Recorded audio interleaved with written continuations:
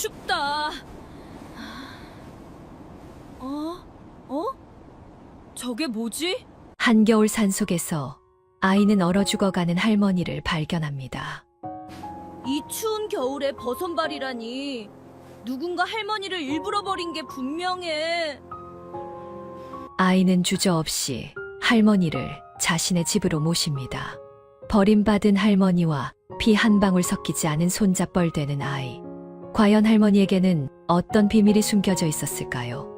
그리고 아이는 할머니를 무사히 지켜낼 수 있을까요? 구름야담의 이야기가 계속될 수 있도록 구독과 좋아요로 응원의 마음을 보태주세요. 자, 그럼 오늘도 감동적인 옛날 이야기. 지금 바로 시작합니다.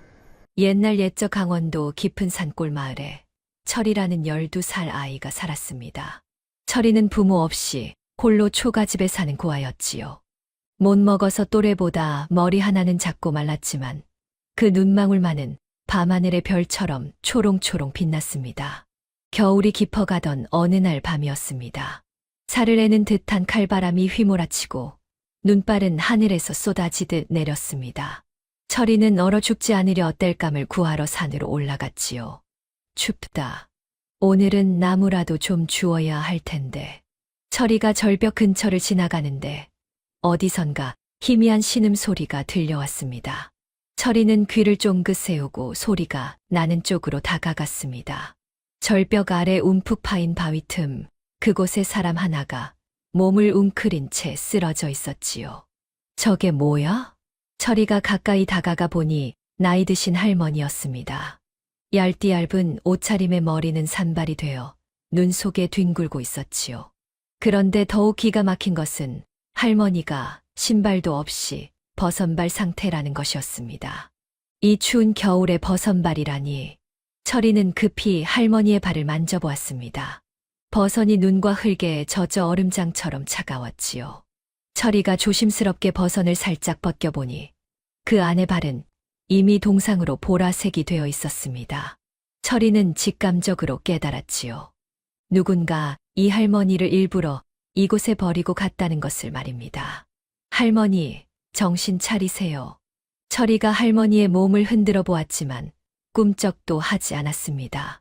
이대로 두면 밤을 넘기지 못하고 얼어 죽을 게 뻔했지요. 철이는 이를 악물고 결심했습니다. 내가 구해야 해. 나라도 살려야 한다고.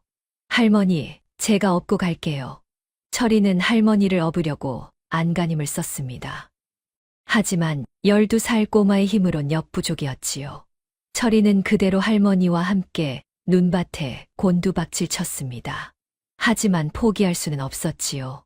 철이는 주변을 두리번거리다가 산빛 아래 늘어진 칠넝쿨을 발견했습니다. 맞다, 썰매를 만들면 되겠다. 철이는 재빨리 칠넝쿨을 잡아당기고 나무 껍질을 벗겨냈습니다. 손끝이 곱아 터져 따가웠지만 꾹 참았지요. 칠넝쿨과 나무 껍질을 엮어 엉성하지만 튼튼한 썰매를 만들었습니다. 할머니를 조심스럽게 썰매 위에 눕히고 철이는 칠넝쿨을 어깨에 걸쳤습니다. 끙끙. 철이가 온 힘을 다해 썰매를 끌었습니다. 눈 덮인 산길은 미끄러웠고 거친 칠넝쿨이 손바닥을 파고들어 피가 났지만 철이는 이를 악물고 계속 걸었습니다. 조금만 더 가면 우리 집이야. 한참을 끌고 또 끌어 마침내 철이는 산 중턱에 있는 자신의 초가집에 도착했습니다. 낡고 누추한 초가집이었지만 오늘만큼은 그 어느 때보다 든든해 보였지요. 철이는 할머니를 방 안으로 옮겨 누이고 아궁이에 불을 지폈습니다. 할머니, 조금만 기다리세요. 제가 금방 따뜻하게 해드릴게요. 아껴두었던 마른 나뭇잎과 솔가지를 태우자 연기가 피어오르고 방 안이 서서히 따뜻해졌습니다. 철이는 차가운 할머니의 발을 두 손으로 감싸고 호호 불며 문질렀습니다. 할머니, 제발 눈 좀 뜨세요. 제발요. 얼음장 같던 할머니의 몸에서 조금씩 온기가 돌기 시작했습니다. 하루가 지나서야 할머니는 가까스로 눈을 떴습니다. 여기가 어디냐? 연심 할머니는 낯선 천장을 보며 몸을 일으키려 했지만 온몸이 쑤셔서 꿈쩍도 할 수가 없었지요. 할머니, 정신 차리셨어요? 철이가 달려와 할머니의 손을 꼭 잡았습니다. 할머니는 이 아이가 누구인지, 여긴 또 어디인지 알 수가 없었지요. 넌 누구냐? 여긴 어디고? 여긴 제 집이에요. 할머니가 산에서 쓰러져 계셔서 제가 모셔왔어요. 철이는 대답하며 옆에 있던 그릇을 들어 올렸습니다. 배고프시죠? 이거 드세요. 도토리 죽인데 제가 정성껏 쑤었어요. 그릇 안에는 물띠 묽은 도토리 죽이 담겨 있었습니다. 변변한 재료가 없어서인지 색깔도 탁하고 양도 적었지요. 할머니는 그 모습을 보는 순간 가슴이 철렁 내려앉았습니다. 이 아이는 이렇게 가난하구나. 제 먹을 것도 없으면서 나를 구했단 말이냐. 평생을 큰 저택에서 귀하게 살았던 할머니였습니다. 수십 명의 하인이 시중들고 산의 진미가 상에 올랐던 삶이었지요. 하지만 지금 할머니 앞에 놓인 건 초라한 도토리죽 한 그릇뿐이었습니다. 철이가 조심스럽게 숟가락을 떠서 할머니 입가로 가져갔습니다. 조심히 드세요. 뜨거우니까요. 누추한 초가집이었지만 할머니는 자연스럽게 등을 곧게 펴고 앉았지요. 철이는 할머니가 숟가락을 드는 모습을 보며 신기해했습니다. 꼭 양반댁 마님 같아 보였지요. 할머니는 천천히 죽을 먹으며 생각했습니다. 맛은 텁텁했지만 이상하게도 목구멍으로 넘어가는 그 죽이 꿀보다 달게 느꼈습니다. 할머니는 죽그릇을 내려놓고 철이를 바라보았지요. 철이의 까만 눈망울을 보는 순간 할머니의 머릿속에 오래된 기억이 스쳐 지나갔습니다. 20년 전 역병으로 잃은 아들과 손자의 얼굴이었습니다. 할머니의 눈가에 뜨거운 것이 흘러내렸습니다. 철이는 깜짝 놀라 물었지요. 할머니, 왜 우세요? 죽이 맛이 없어요? 아니다. 맛있다. 참 맛있구나. 할머니는 눈물을 닦으며 철이를 물끄러미 바라보았습니다. 그런데 너는 이름이 뭐냐? 저는 철이라고 해요. 할머니는 잠시 숨을 고르고 다시 물었습니다. 철이야, 그런데 너희 부모님은 어디 계시냐? 이렇게 어린 것이 혼자 사니. 철이의 환한 표정이 순식간에 어두워졌습니다. 부모님은 3년 전에 돌아가셨어요. 철이는 고개를 숙이고 작은 목소리로 이어갔습니다. 아버지는 신만이셨어요. 산을 타며 약초를 캐셨는데 절벽에서 귀한 약초를 캐시다가 그만 발을 헛디뎌 떨어지셨어요. 할머니의 얼굴이 굳어졌습니다. 그럼 어머니는? 어머니는 아버지 돌아가시고 나서 열병이 나셨는데 저희는 돈이 없어서 의원을 한 번도 못 불렀어요. 그냥 그렇게 가셨어요. 철이의 목소리가 떨렸습니다. 할머니는 철이를 꼭 끌어안았습니다. 그래서 네가 혼자 여기서 버티고 있었구나. 네. 아버지가 생전에 약초 캐는 법을 조금 가르쳐 주셔서요. 그걸로 겨우겨우 먹고 살았어요. 철이는 할머니의 품에서 고개를 들며 애써 웃었습니다. 괜찮아요, 할머니. 이제 할머니랑 저랑 둘이 있으니까 외롭지 않아요. 할머니는 철이의 등을 쓸어주며 마음속으로 다짐했습니다. 하늘이 내게 마지막으로 살아야 할 이유를 주신 개로구나. 이 아이를 지켜야 한다. 연심 할머니는 그 순간 결심했습니다. 자신의 신분도 과거도 모두 감춘 채 이 아이의 할머니로 살겠다고 말입니다. 철이야, 고맙다. 네가 없었으면 할미는 진작에 저승 갔을 게다. 당연하죠. 이제 할머니는 제 가족이에요. 철이는 환하게 웃으며 할머니의 손을 꼭 잡았습니다. 할머니가 몸을 추스른 지 며칠이 지났습니다. 두 사람의 생활은 찢어지게 가난했지만 초가집 안에는 웃음꽃이 피어났지요. 두 사람은 부족한 끼니를 칡뿌리로 때우면서도 서로를 챙겼습니다. 하지만 밤이 되자 매서운 찬바람이 초가집을 파고들었지요. 콜록, 콜록, 철이가 가슴을 부여잡고 심하게 기침을 해댔습니다. 할머니는 철이의 손목을 잡고 맥을 짚었습니다. 그 손놀림이 어찌나 자연스럽고 정확한지 마치 수천 번은 해본 것 같았지요. 철이는 할머니의 손가락이 자신의 맥을 짚는 느낌이 신기했습니다. 할머니는 잠시 눈을 감고 집중하더니 고개를 끄덕였습니다. 이건 찬 기운이 폐에 맺혀서 생긴 해수로구나. 할머니는 잠시 생각하다가 물었습니다. 철이야, 혹시 돌배가 있느냐? 늙은 돌배면 더 좋고. 철이는 고개를 끄덕이더니 마당 뒤편 땅을 파헤쳐 쭈글쭈글한 돌배 몇 알을 꺼내왔습니다. 옛날에 아버지가 알려주신 대로 지난 가을에 묻어둔 거예요.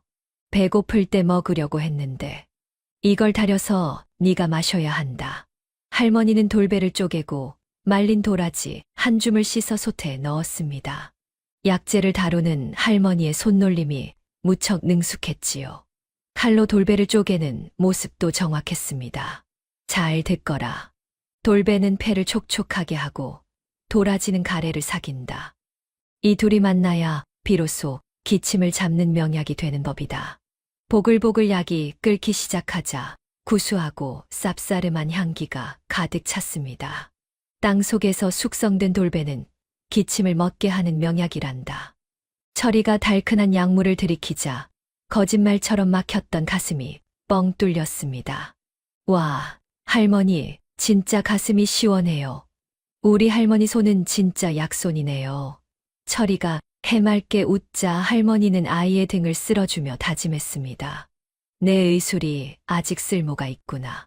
이 아이를 위해서라도 더 살아야겠다. 그날 밤 철이는 기침 한 번 없이 편안하게 잠들었습니다. 할머니는 잠든 철이의 이불을 고쳐 덮어주며 나지막이 속삭였습니다. 철이야, 할미가 너를 꼭 지켜줄게. 며칠 후 철이는 읍내 장터로 향했습니다. 산에서 캔 약초를 팔아 쌀 한 대라도 구해야 했기 때문이지요. 읍내 장터는 사람들로 북적였습니다. 철이가 장터 한 구석에 자리를 잡으려는데 한가운데서 울음소리가 들려왔습니다. 아이고, 아이고, 마님. 철이는 고개를 돌려 그쪽을 바라보았습니다. 으리으리한 제사상 앞에 50대쯤 되어 보이는 사내가 땅을 치며 통곡하고 있었지요. 제사상에는 온갖 산의 진미가 가득했고 향이 피어올랐습니다. 이 불효자 같으니 어머니처럼 섬기던 마님을 제대로 모시지 못해 실족사하시게 만들다니. 사내는 제사상 앞에 엎드려 오열했습니다. 주변 사람들이 수군거렸지요. 김대감댁 청직이 맛이 아니오? 30년을 한결같이 주인을 섬긴 충복이지. 참 기특한 사람이로구먼. 요즘 같은 세상에 저런 충직한 사람 보기 힘들지. 사람들은 마씨를 칭송했습니다. 하지만 철이는 이상한 느낌을 지울 수 없었습니다. 마씨가 흐느끼는 틈틈이 주변 사람들의 반응을 슬쩍슬쩍 살피는 게 보였지요. 사람들이 칭찬하면 더 크게 울부짖었습니다. 저 사람 왜 저렇게 목청 꺼둘까? 진짜 같지가 않은데. 철이는 본능적으로 몸서리를 쳤습니다. 해가 질 무렵 철이는 집으로 돌아왔습니다. 할머니, 오늘 장터에서 이상한 걸 봤어요. 철이는 마씨가 제사를 지내던 광경을 자세히 이야기했습니다. 그 사람이 마님이 실족사했다고 하면서 엄청 울더라고요. 근데 왜 그런지 진짜 같지가 않았어요. 꼭 남들한테 보여주려고 우는 것 같았어요. 할머니의 얼굴이 순간 굳어졌습니다. 그 사람 이름이 뭐라고 했느냐? 마씨요. 김대감댁 청직이었대요. 할머니의 손이 미세하게 떨렸습니다. 김대감은 바로 할머니의 돌아가신 남편이었지요. 마씨, 그놈이 나를 죽은 사람으로 만들어 버렸구나. 할머니의 얼굴이 차갑게 식어갔습니다. 하지만 철이 앞에서는 내색하지 않았지요. 그래, 신경 쓰지 마라. 할머니는 애써 태연한 척했지만 그날 밤 잠을 이루지 못했습니다. 겨울이 가고 산에 새싹이 돋는 봄이 왔습니다. 철이는 관아 뒷산 절벽에 매달려 귀한 약초를 캐고 있었지요. 문득 아래를 보니 담장 안쪽 툇마루에 한 소녀가 인형처럼 힘없이 앉아 있었습니다. 현감의 딸 초희였습니다.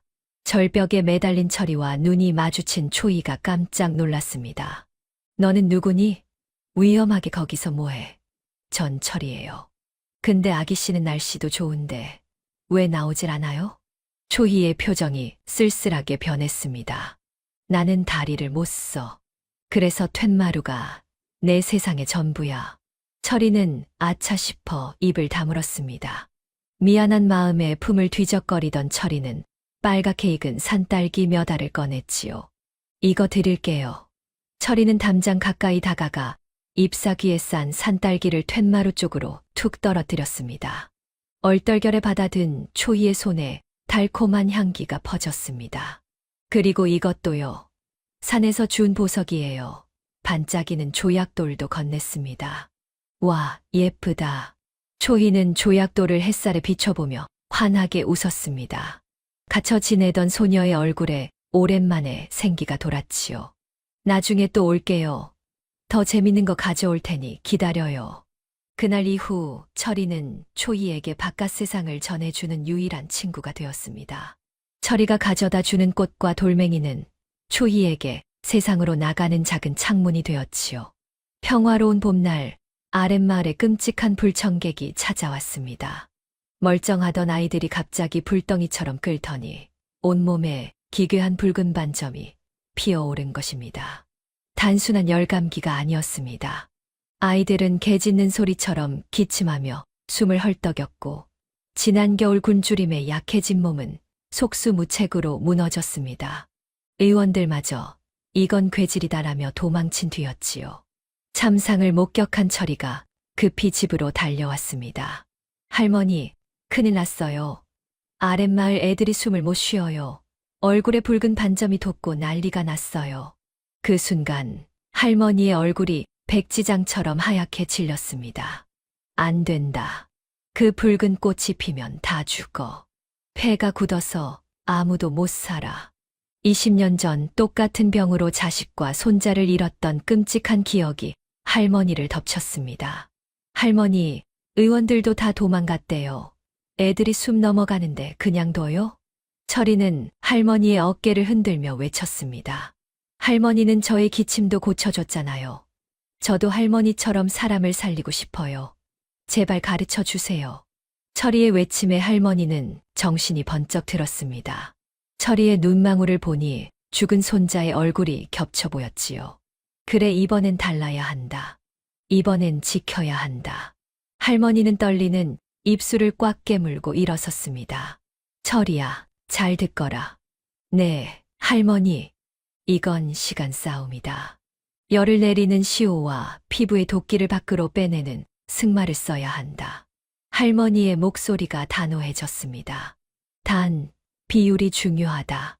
승마를 너무 많이 쓰면 기운이 빠져 위험하니 비율을 지켜야 한다.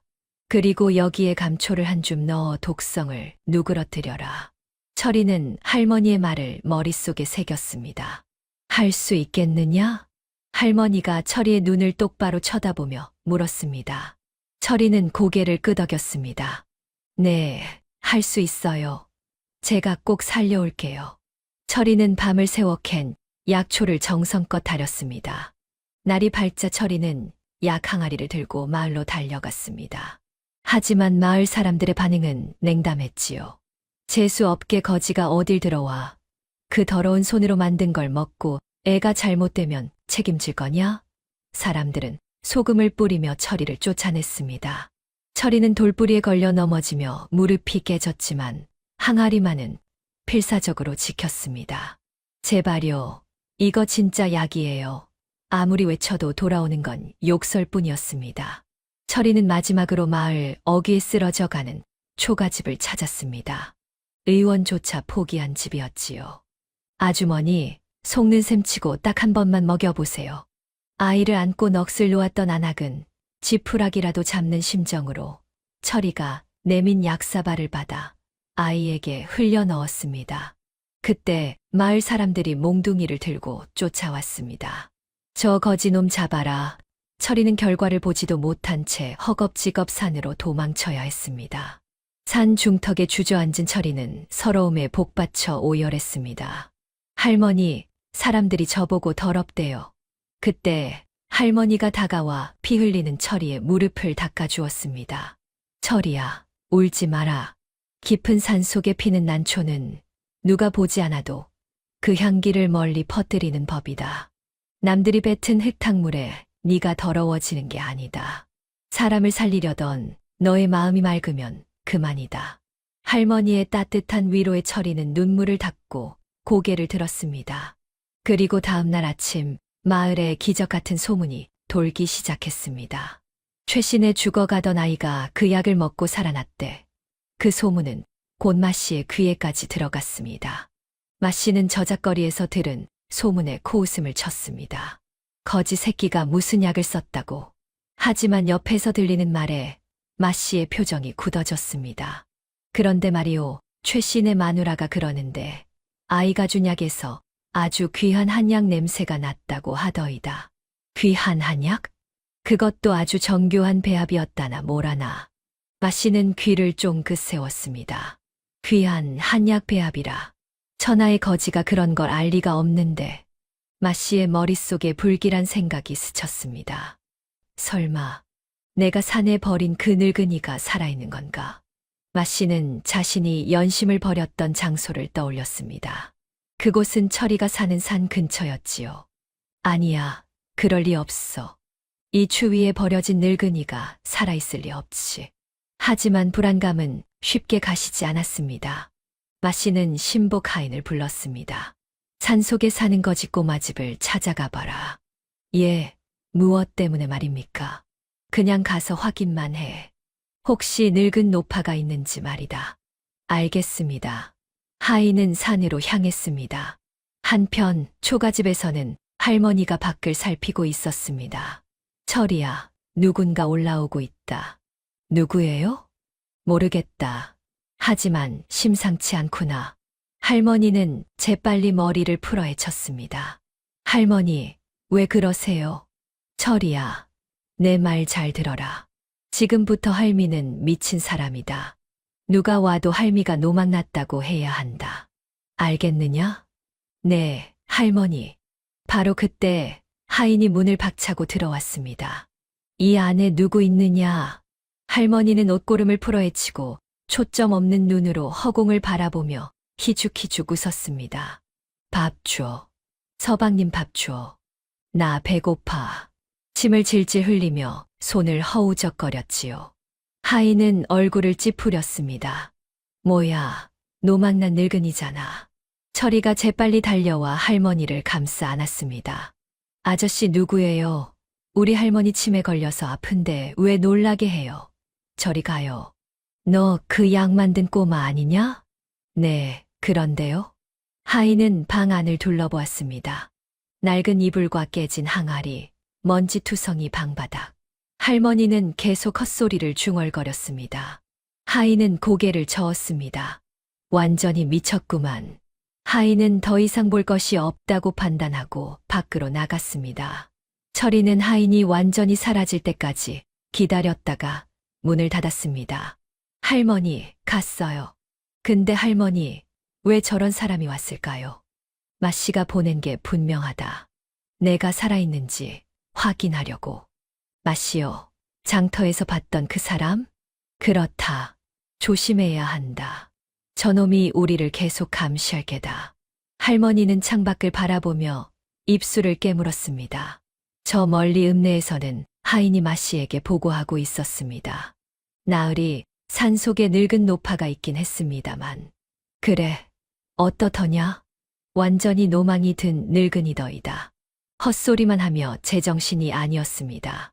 약초는 그 꼬마 녀석이 주워다 끓인 모양입니다. 마씨는 안도의 한숨을 내쉬었습니다. 그럼 그렇지. 이 추위에 살아있을 리가 없지. 하지만 마씨는 완전히 안심할 수 없었습니다. 그래도 혹시 모르니 계속 감시해라. 뭔가 이상한 낌새가 보이면 즉시 보고하고. 알겠습니다. 나으리. 마씨는 창밖을 바라보며 중얼거렸습니다. 설마 정말 살아있는 건 아니겠지. 며칠이 지났습니다.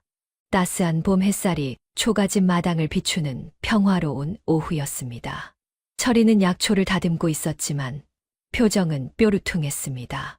지난번 마을에서 당한 멸시가 가슴에 맺혀 있었기 때문이지요. 아무짝에도 쓸모없는 잡초들이 왜 자꾸 섞이는 거야?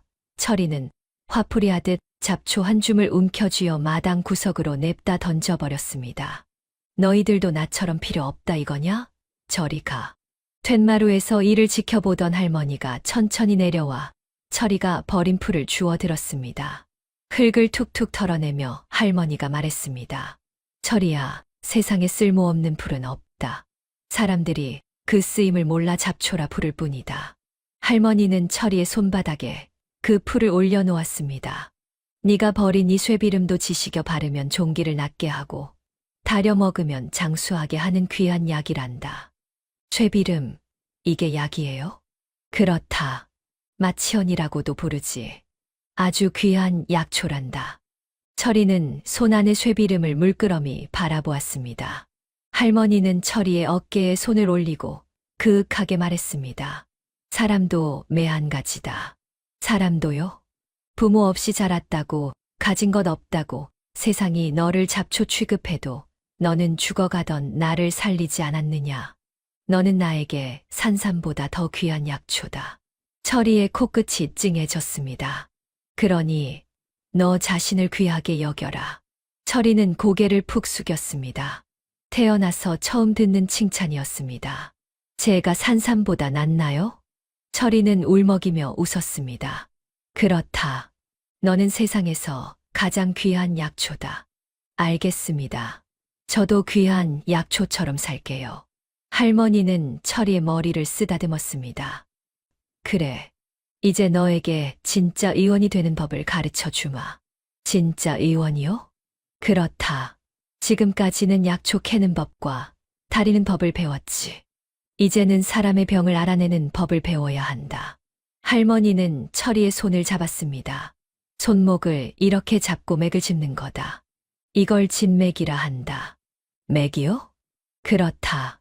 사람의 몸속을 흐르는 피의 흐름을 느끼는 것이지. 할머니는 철이의 손을 자신의 손목에 갖다 댔습니다. 느껴지느냐?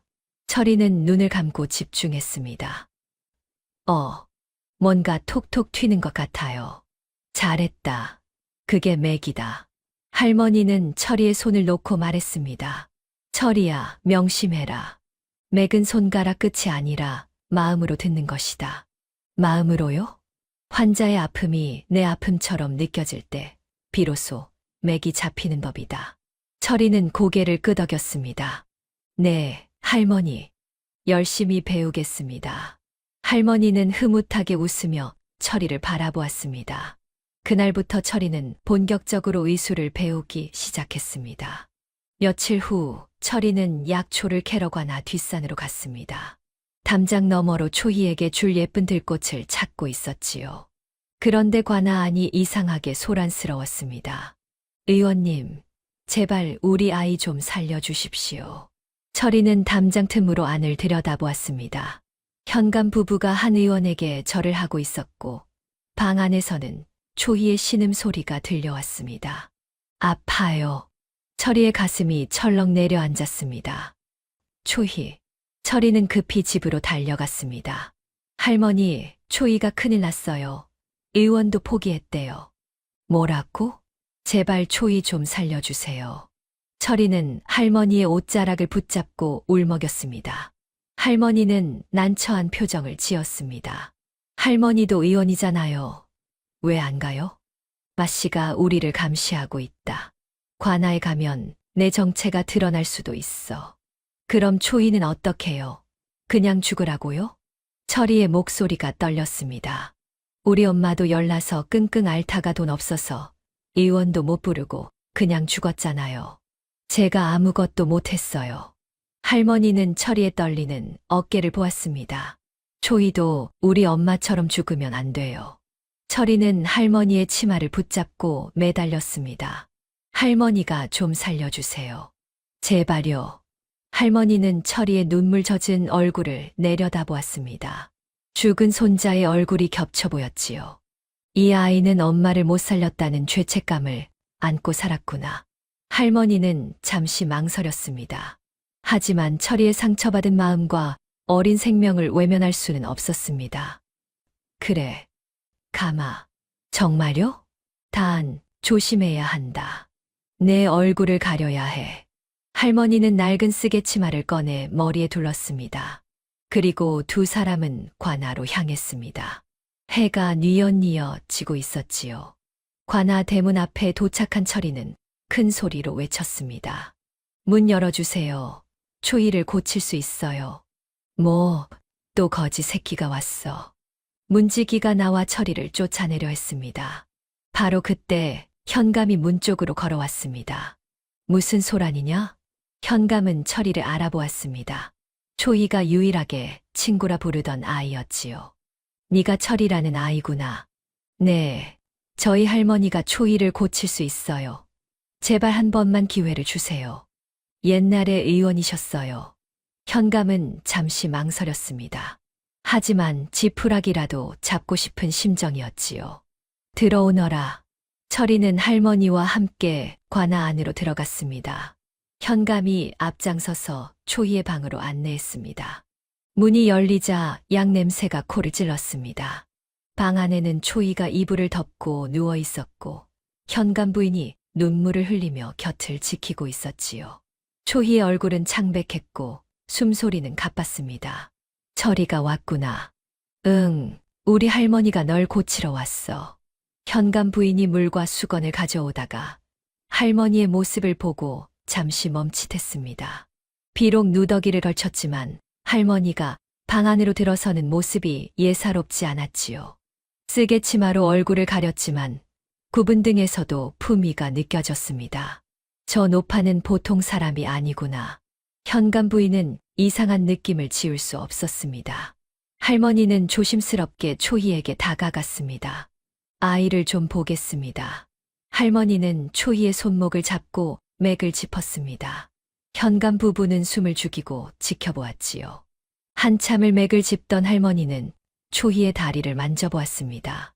얼음장처럼 차갑고 딱딱하게 굳어 있었습니다. 이건 할머니는 다리를 주물러 보았지만 전혀 반응이 없었지요. 어떻습니까?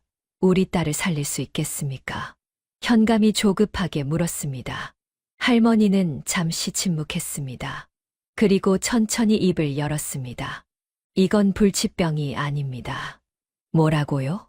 냉기가 혈관을 막아 피가 돌지 못해 굳어버린 겁니다. 기혈 막힘이지요. 현감은 할머니의 진단을 듣고 놀랐습니다.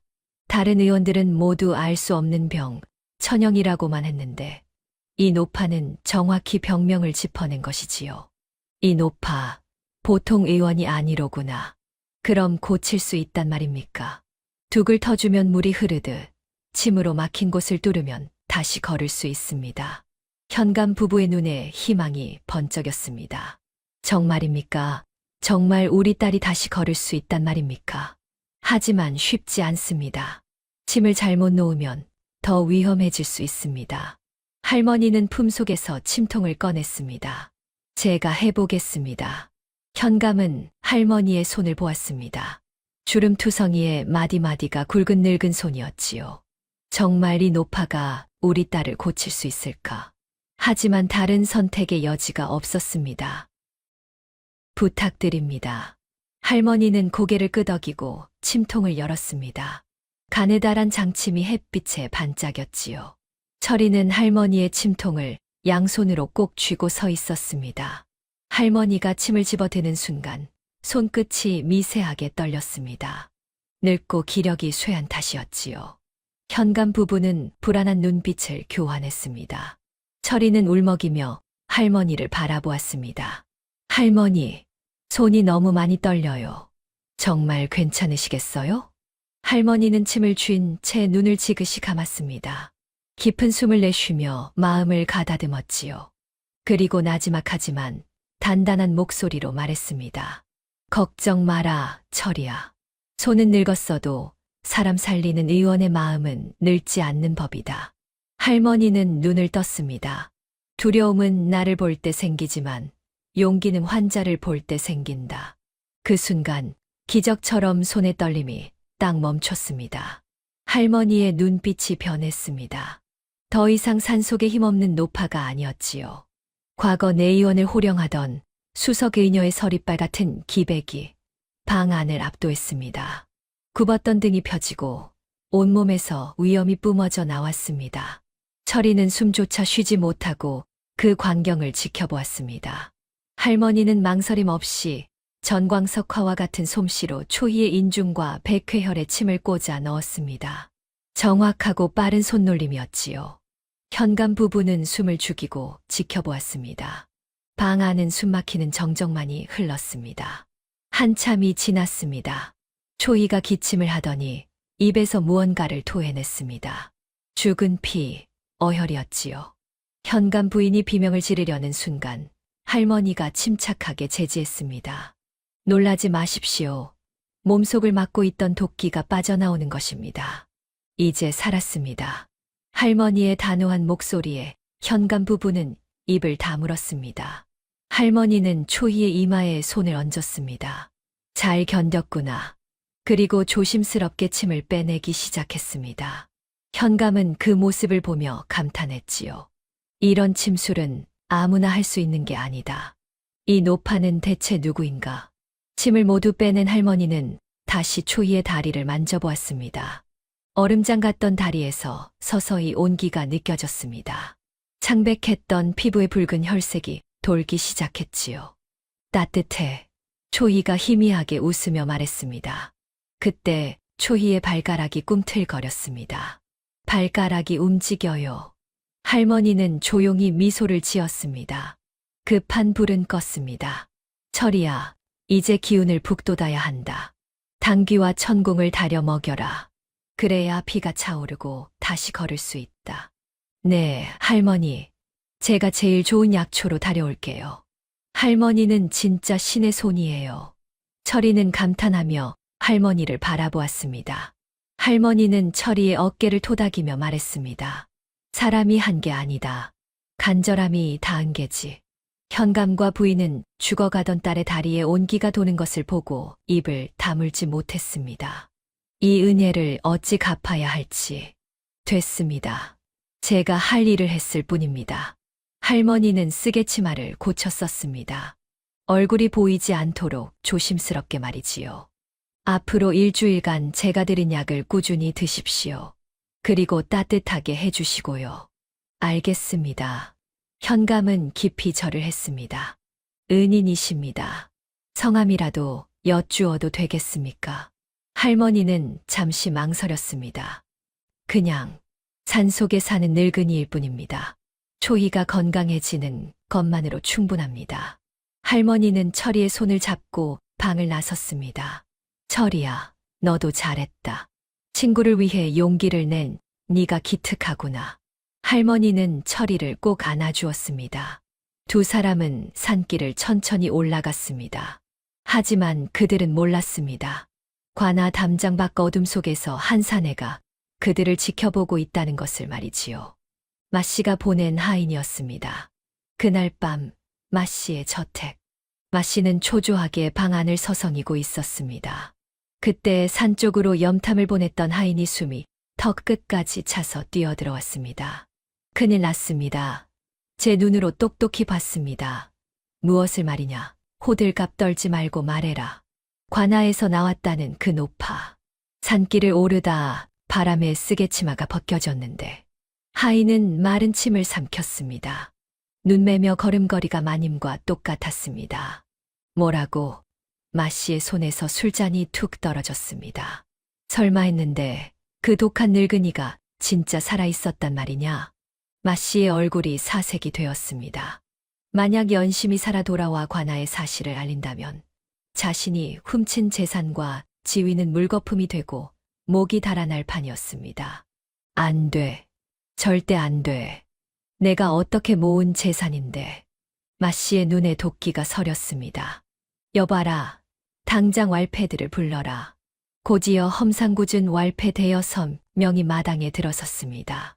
마씨는 묵직한 은자 주머니를 마루로 던졌습니다. 받아라. 헤헤, 일이 꽤 험한가 봅니다. 오늘 밤 산속에 있는 초가집을 태워버려라. 마씨가 이를 갈며 으르렁거렸습니다. 그 안에 있는 늙은이와 꼬마 녀석. 쥐도 새도 모르게 죽여야 한다. 실수하면 너희들 목숨도 없을 줄 알아라. 걱정 마십시오. 뒤탈 없이 처리해 드립죠.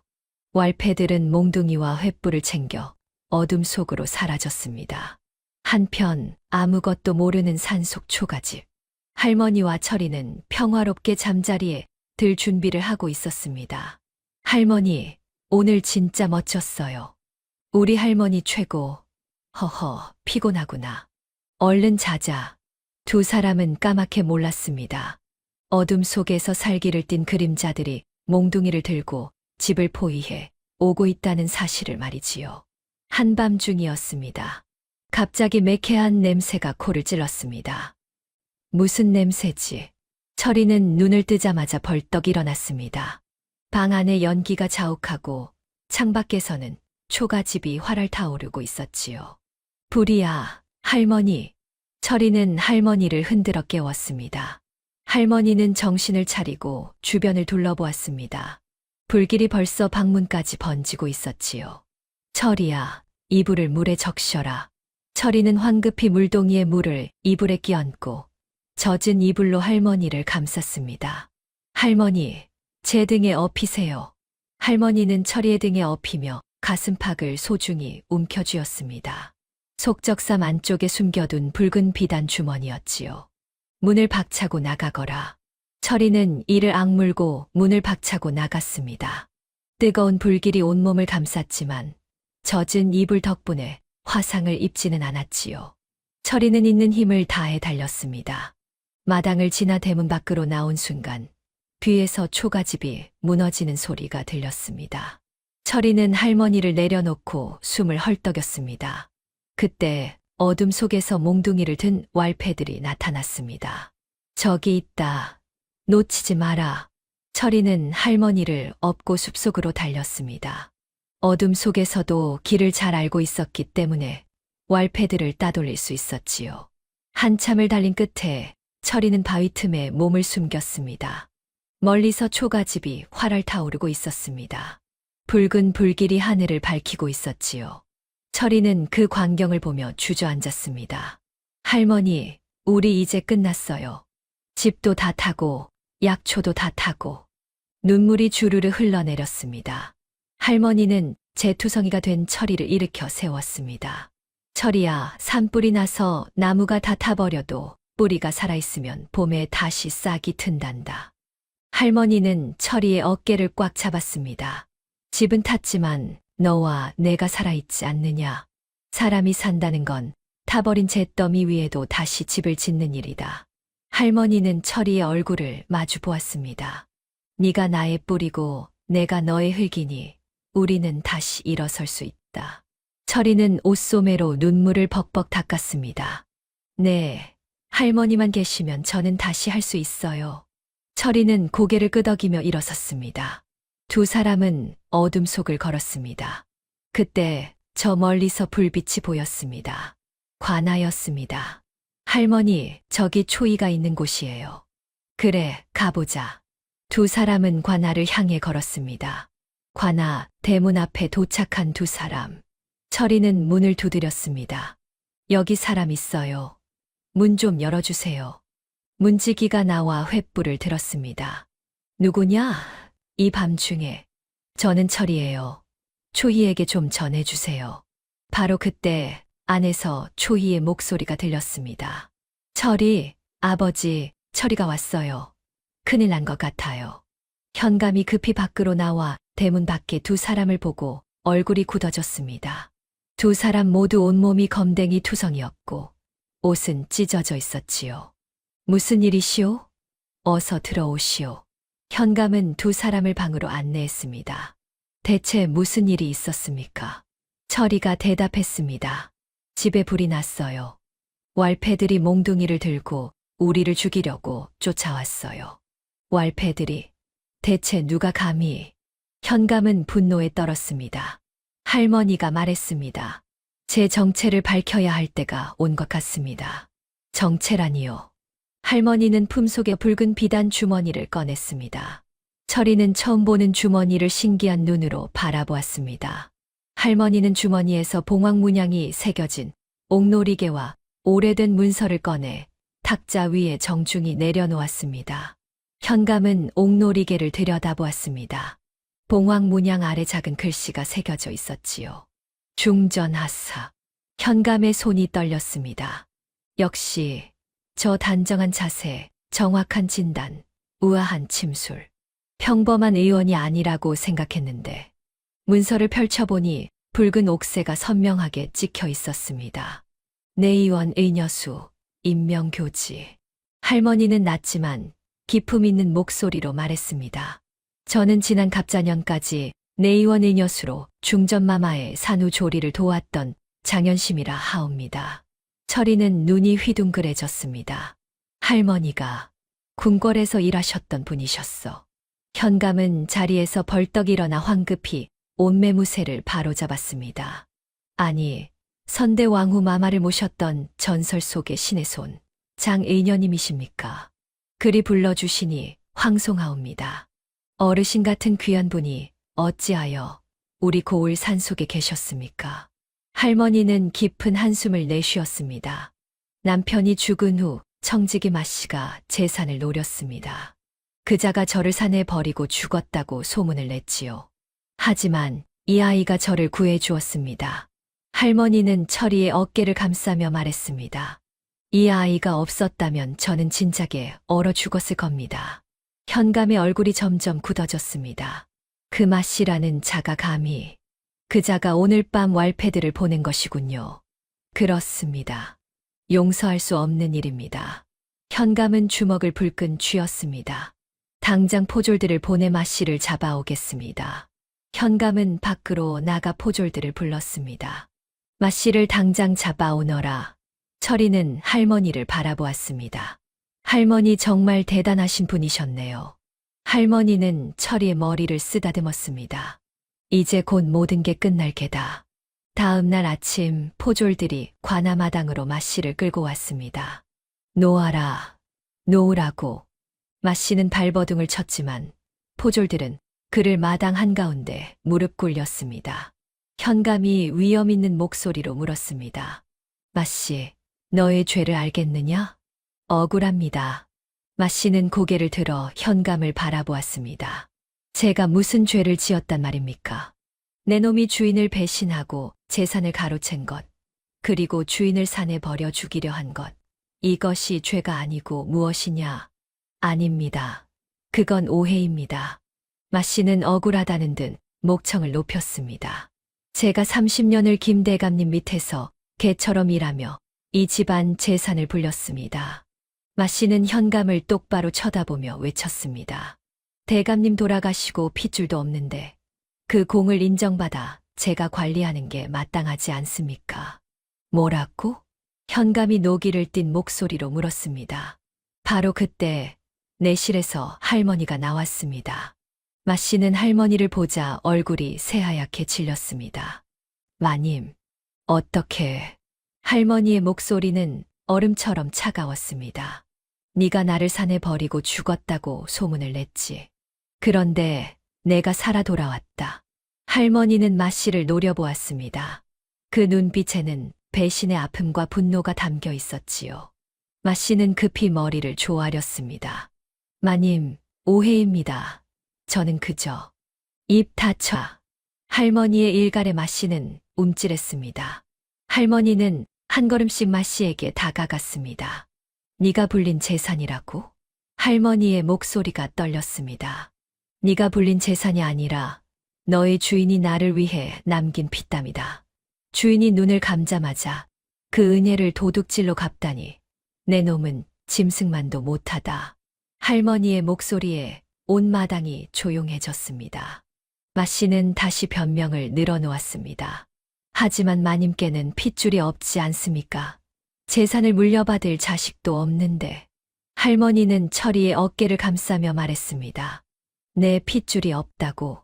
할머니는 철이를 자신의 곁으로 끌어당겼습니다. 여기 내 목숨을 구해준 이 아이가 내 손자다. 철이는 할머니를 올려다보았습니다. 할머니는 따뜻하지만 단호한 목소리로 말했습니다. 내 영감이 남긴 유산의 주인은 바로 이 아이다.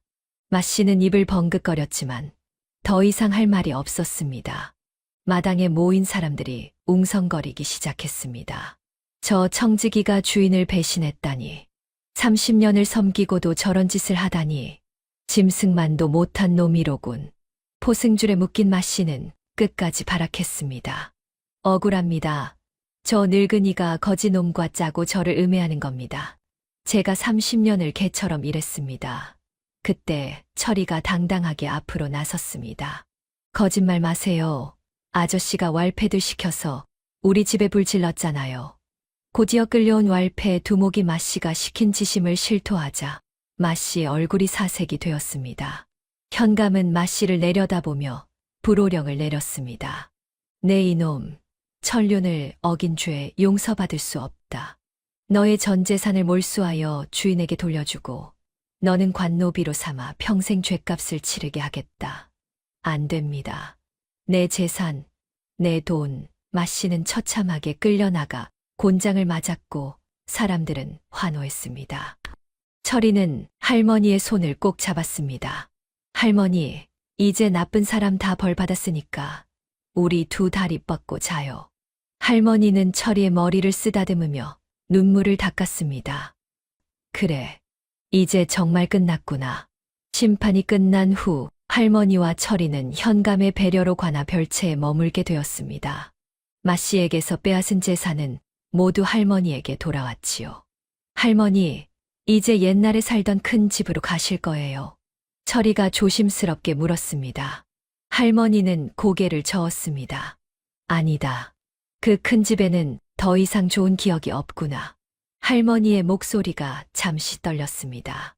남편도 아들도 손자도 모두 그곳에서 잃었으니 그럼 어디로 가실 건데요? 철이야, 너는 어디로 가고 싶으냐? 저요? 저는 할머니만 계시면 어디든 좋아요. 할머니는 철이를 꼭 안아주었습니다. 그럼 우리 여기 이 고을의 터를 잡자꾸나. 정말요? 그래.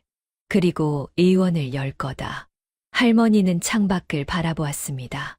가난해서 의원을 못 부르는 사람들을 돌보는 의원 말이다. 와, 좋아요. 철이는 환하게 웃었습니다. 현감은 마을 입구에 좋은 땅과 집을 마련해 주었습니다.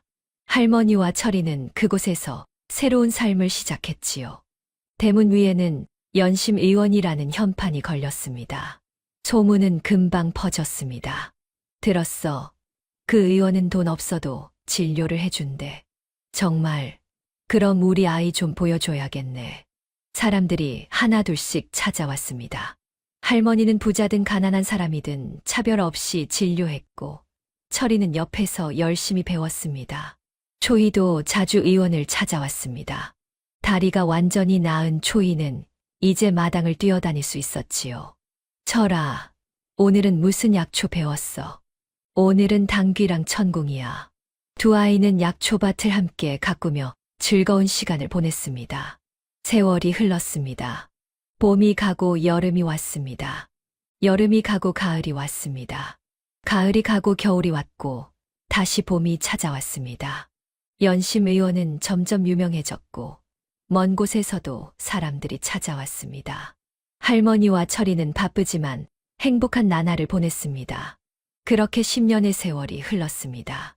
철이는 이제 22살의 헌치한 청년이 되었습니다. 키가 훌쩍 자라 의젓한 의원의 모습이었지요. 의원님, 맥을 좀 짚어 주시겠습니까? 네, 손목을 이리 주십시오. 철이는 능숙하게 환자의 맥을 짚었습니다. 할머니 없이도 혼자서 환자를 돌볼 수 있게 되었지요. 옆에서는 초이가 약재를 정리하고 있었습니다. 초이도 이제 22살의 아가씨가 되었고 연심 의원의 안주인 역할을 톡톡히 해내고 있었습니다. 두 사람은 자연스럽게 서로를 돕고 있었습니다. 툇마루에는 할머니가 앉아 계셨습니다. 이제 90에 가까운 나이였지요. 눈이 침침해져 진료는 못하지만 철이가 환자를 보는 모습을 흐뭇하게 지켜보는 것이 할머니의 일상이었습니다. 잘하는구나, 우리 철이.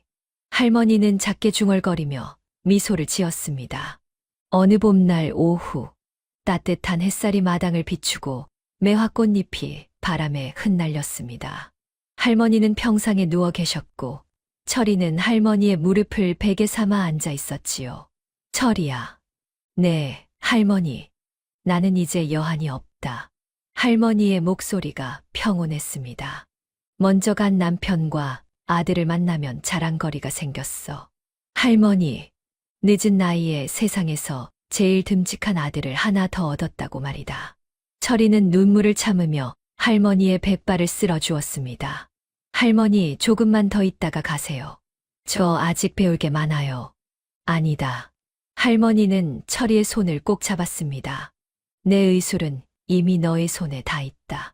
할머니의 눈에서 눈물이 흘러내렸습니다. 네가 나를 살렸고 내가 너를 살렸으니 우리는 피보다 진한 인연이다. 할머니, 고맙다, 철이야. 할머니는 철이의 온기를 느끼며 조용히 눈을 감았습니다. 고통 없이 평화롭게 잠드는 모습이었지요. 철이는 할머니를 불렀지만 할머니는 대답이 없었습니다. 할머니는 편안한 얼굴로 영면에 드셨습니다. 철이는 소리 없이 눈물을 흘렸습니다. 연심 할머니의 49제가 지난 어느 날, 연심 의원은 여전히 환자들로 붐볐습니다. 의원님, 이 아이가 열이 나는데 어찌하면 좋겠습니까? 철이는 아이의 맥을 짚었습니다. 그런데 조금 막히는 부분이 있었지요. 철이는 선반에서 낡은 책 한 권을 꺼냈습니다. 할머니가 철이를 위해 남긴 의학책이었지요. 철이는 책을 펼쳐 읽었습니다. 아, 이럴 땐 이렇게 하는 거구나. 철이는 처방을 내렸고 환자는 고개를 숙여 인사했습니다. 감사합니다, 의원님. 그런데 돈이 없는데 어쩌죠? 철이는 할머니가 했던 말투 그대로 웃으며 말했습니다. 돈 대신 집에 있는 늙은 호박 하나만 가져오세요. 정말입니까? 감사합니다. 환자가 돌아가고 철이는 진료를 마쳤습니다. 대청마루 밖을 내다보니 처마 밑에 연심 의원이라고 쓴 현판이 걸려 있었습니다. 낡았지만 정성껏 관리한 덕에 윤이 났지요. 바람이 불어 현판 옆에 매단 풍경이 딸랑 울렸습니다.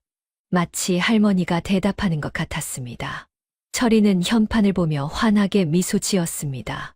사람을 살리는 마음은 영원히 늙지 않는다. 할머니의 목소리가 바람결에 들리는 듯 했습니다.